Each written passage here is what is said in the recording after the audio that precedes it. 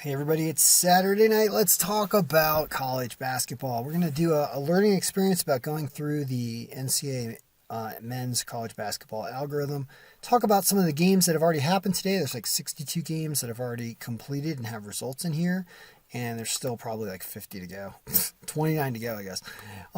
So we're going to talk about how to read the board and what it's showing and just kind of dive through this and some work that I'm going to do because I saw an area where it definitely looks like there needs some work. All right, so as of right now, about almost 8 o'clock on the East Coast.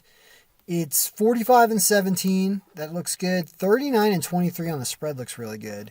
And of course, we like to focus on things like first home teams. Were there any home underdogs?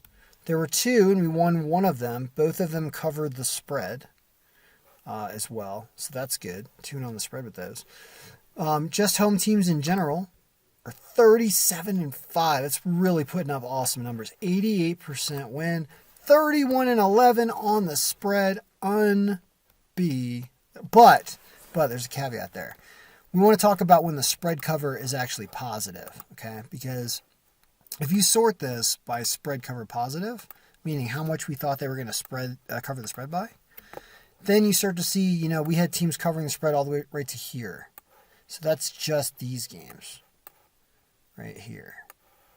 And we lost 4 of those in there, and there were another 16. So 16-4 on the spread is really what it is. And that's still really, really, really good. So what do you do with this tomorrow? You're going to get a list every day of games. And this is why I say, we look at the results and we say, once again, have we had a huge string of wins up top? I know there are 29 games still to go, but if you bet the earlier games, you do. You have 14 up there up top. Not a problem. Lose a couple here at bad. We have Santa Clara higher than I guess they should be because we have that at a pretty reasonable line, and they lost to Louisiana Tech. And then Virginia Tech loses to Wake Forest. And then you have some ones way, way, way down here. And so this is why I realize there's some work that needs to be done on the file. I understand these are kind of more toss-up games because the margins are low. But let's look at the away games, and I'll explain why. Away, we're 8-12, but we have a ton of losing at the bottom. Everything under 25%, especially almost everything under 15%.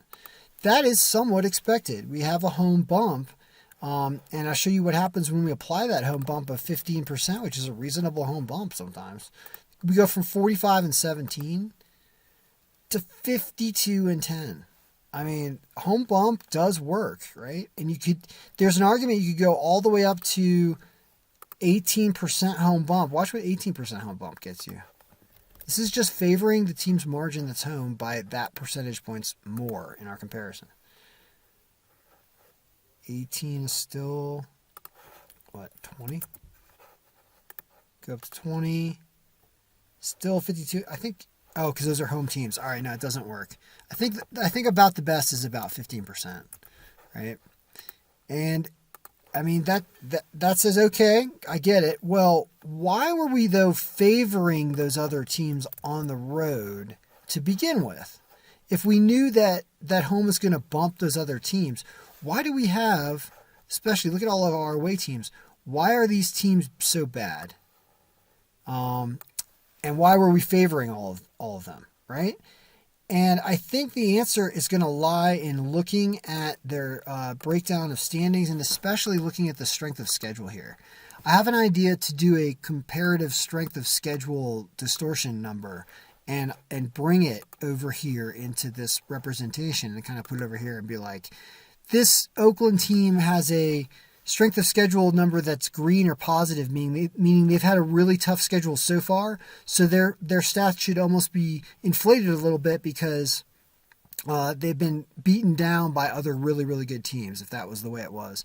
Or the opposite could be true, and Oakland has played a bunch of really weak teams, and they have inflated stats, and we would give them a negative strength of schedule number, and we would know that our stats are kind of a little skewed based on just regular raw numbers that are not taking into account strength of schedule when it comes to what those numbers actually are. And I think that will be really helpful, and it might even help us pick off losses, because I suspect that what's going on here is we've got teams with differing strength of schedules. I mean, let's just look it up. No, it's not. It's boring. But I'm going to go through the standing sheet before tomorrow because I have some time. I'm stationary and not driving for freaking 30 hours. So I've reached my destination and in Colorado. And I can bet and everything. So I will definitely do work on this and prepare for Sunday, along with all the other things that are going on. But it's just interesting to look at our underdogs doing terribly. That's why I know it needs work, is our underdogs are losing and not even covering. So these teams under 15% margin, while they're away, they still, I mean, seriously, like, why so bad? We're favoring all of them. Like, why? So I will dig into the answer to that question because we have a very big sample size to look through to diagnose what's happening. And I'm almost positive, I know from looking at a couple of the games, and I know about the way we were ranking Siena, I understood that strength of schedule, which is right here, when it's a really negative number, that means they've played only bad teams. And so when your number's positive, you played really good teams. Like Duke has played great teams apparently so far. Alabama has played great teams so far, according to these measurements, right? So when you have a distortion in comparing teams that have played different teams, you need to account for it somehow.